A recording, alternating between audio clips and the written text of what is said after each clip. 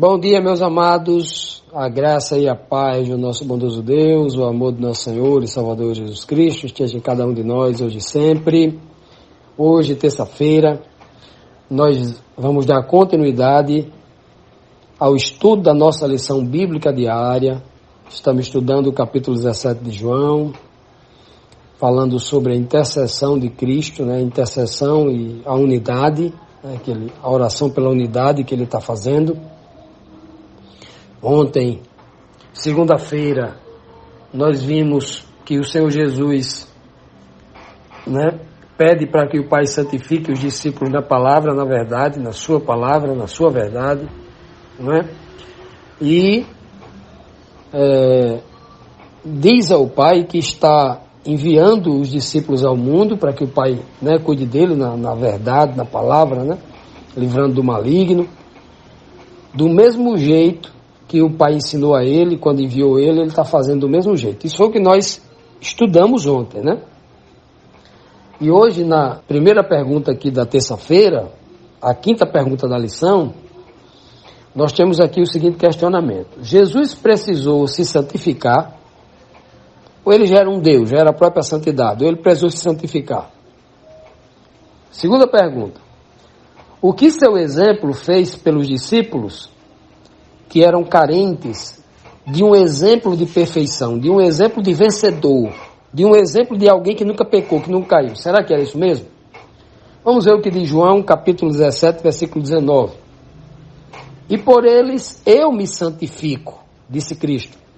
E por eles quem? Cristo está falando dos discípulos, Lembremos que no verso anterior ele diz assim: meu Pai, guarda os discípulos do maligno. Ele diz: assim como tu me enviaste muito, eu enviei eles, os discípulos. Aí Cristo diz: eu me santifico por eles, é por eles que eu me santifico, pelos discípulos, para que também eles sejam santificados na verdade. Olha, o que é santidade? No sentido bem rasteiro, no sentido bem simples, bem objetivo, significa alguém que é um santo, alguém que foi separado para um propósito, para um fim, para uma finalidade específica. No caso, o santo na Bíblia é aquele que foi separado por Deus para a sua obra, para ser, entre aspas, objeto da sua glória, para fazer unicamente a sua vontade. E aonde é que o homem pode se santificar? Dentro de uma igreja? Não. Ele pode santificar dentro de uma igreja, mas não é a igreja que santifica o homem. O homem não se santifica quando ele não perde um culto. Não. O homem não se santifica quando ele jejuma 3 vezes por semana. O homem não se santifica quando somente ele tira 1 hora para orar por dia. Se ele fizer tudo isso e nunca examinar a palavra com amor, com vontade, para conhecer qual é a única vontade de Deus, ele não vai se santificar a Deus. Ele vai santificar outra coisa. Santificar, ele pode ser um santo da igreja, ele pode ser um santo do pastor, ele pode ser um santo de um homem, mas o santo de Deus, ser separado para Deus, só pode acontecer através da palavra. Não há nenhum santo, não pode haver nenhum santo sem que essa pessoa não conheça e pratique a palavra. A primeira e a última necessidade do povo de Deus é buscar a palavra. Tem que amar a palavra, tem que estudar a palavra. Só nesse capítulo aqui, Jesus Cristo vai citar o termo palavra, o termo verdade, aqui várias vezes, justamente mostrando que a salvaguarda, o escudo desse povo e a espada, para a guerra que eles iriam enfrentar, sendo enviados como ovelhas para uma alcateia de lobos, no meio de uma alcateia de lobos, sendo enviado como pombinhas no meio de serpentes. Então tem que ter muito cuidado. E para isso o Senhor os armou, né? Com a palavra de Deus, a palavra de Deus. Então, assim, todo cristão deveria fazer esse autoexame, fazer essa série de perguntas para si mesmo. Na igreja que eu estou frequentando, as pessoas amam a fazer estudos da Bíblia para compreender todos os detalhes da mensagem que está ali. Ou na igreja que eu estou frequentando, os pregadores, os famosos, né? Que os homens deram fama para ele, né? Os homens que receberam glória dos homens, eles usam um verso lá isolado e começam a falar de prosperidade, de bênção material. É isso que está acontecendo? Então, obviamente, as pessoas não conheceram a palavra de Deus.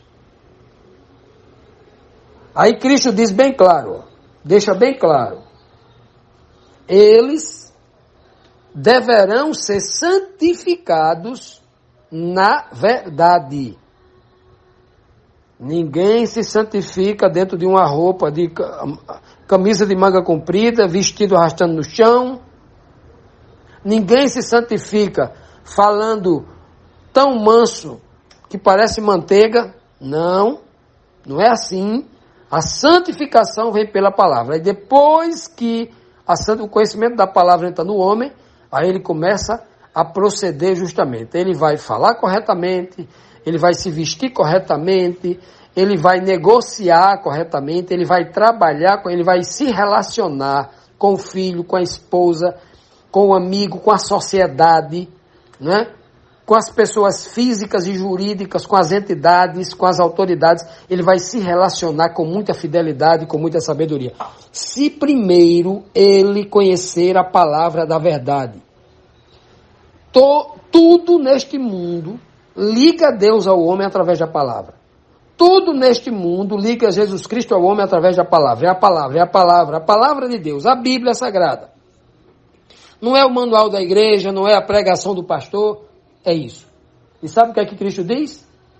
Eu estou me santificando por causa deles, o discípulo. E como é que Cristo santificou? Seguindo a palavra de Deus. Aonde está o segredo da vitória de Cristo? Aonde está o segredo de Cristo vencer Satanás e expulsar o demônio das pessoas? Na palavra. Aonde está o poder para Cristo curar o cego que não chegava? Palavra. Aonde está o poder para Cristo curar aquele que não falava, era mudo? Na palavra. Aonde estava o poder para Jesus Cristo curar o leproso? Na palavra. Foi acreditando na palavra de Deus, exercitando a fé, que Jesus Cristo teve todo o poder para realizar, né? Que o Pai, né? Usou Jesus Cristo através desta fé para ele realizar todos aqueles milagres. Para ser um instrumento na mão de Deus, para também alcançar aqueles que tinham fé nas palavras que Cristo retransmitia de Deus aos seus ouvidos. Palavra. E Cristo está dizendo bem claro, é por isso que eu me santifico, é por isso que eu cumpro a palavra em todas as suas vírgulas, em todos os seus acentos. É por isso que eu cumpro a palavra em todos os detalhes de forma perfeita e absoluta. O nome disso é santificação. Pela palavra, santifica-os da tua palavra, a tua palavra é a verdade. E é por isso que eu me santifico, para que eles também sejam santificados na verdade, ou seja, na palavra da verdade. Ninguém se torna santo seguindo uma igreja que está pregando mentira. Continuando, meus amados, vamos aqui para a sexta pergunta da nossa lição, que nos diz assim: Jesus rogou por mais alguém além dos seus discípulos? Por quem e através de quê? Vamos tentar responder essa pergunta, né? Essa dupla pergunta. Diz assim no versículo 20, João 17, 20.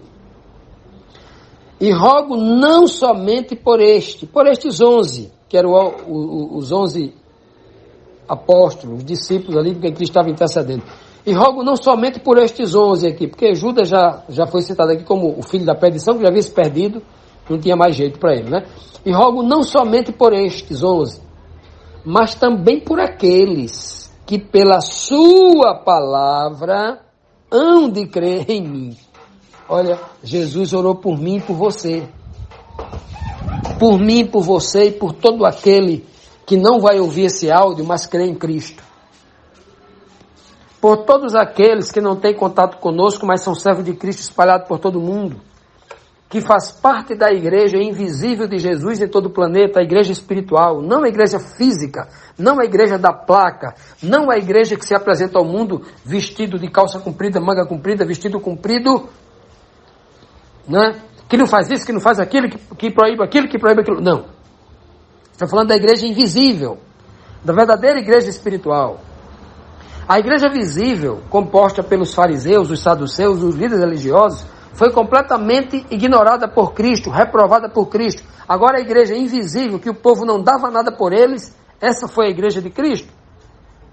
A viúva de Naim, que não valia nada, ninguém sabia quem ela era, nem nome tem na Bíblia. É a viúva, não diz o nome dela.